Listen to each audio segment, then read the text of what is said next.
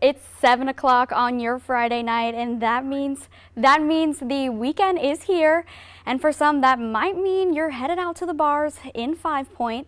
But tonight, 2 bars in 5 Points have gotten the renewal for their liquor licenses denied. This comes as community members are protesting their operation in the area. Now, I spent the day looking into the case and speaking with attorneys on both sides, and here's what they had to say. Take a look. One of the reasons we're litigating the 2 additional cases is we don't believe that their primary and substantial business is the service of meals. Attorney Dick Harpootlian is representing neighbors of the Wales Gardens neighborhood, a neighborhood bordering 5 Points. Residents, including Harpootlian, argue that bars in the area create a disruptive environment, with the University of South Carolina students leaving the bars. A number of those bars were serving underage kids, $1, 18-year-olds were drinking $1 liquor shots and becoming grossly intoxicated, rampaging through the neighborhood, destroying property, throwing up.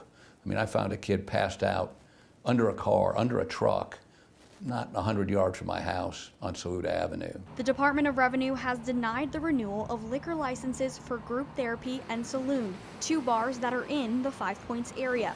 According to the denial, it is on the grounds of a protest against their liquor licenses. Saloon and Group Therapy are vital,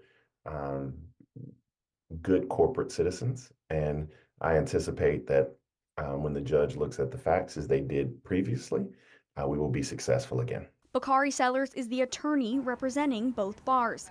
He tells me there's no question the bars are in compliance with state liquor laws. We're going to evaluate the businesses as they stand. We have no questions about their compliance, but we're going to see what we can do to make sure that they're prepared for 2025. We always like to be ahead of the curve, right?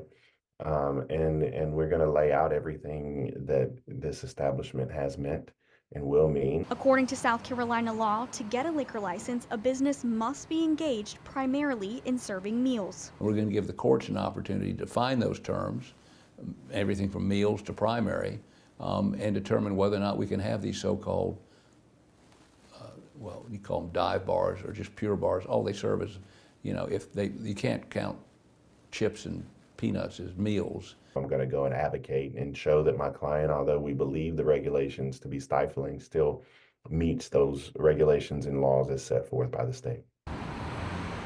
And according to the Department of Revenue, the bars can continue to operate during this time and until protests are heard in court.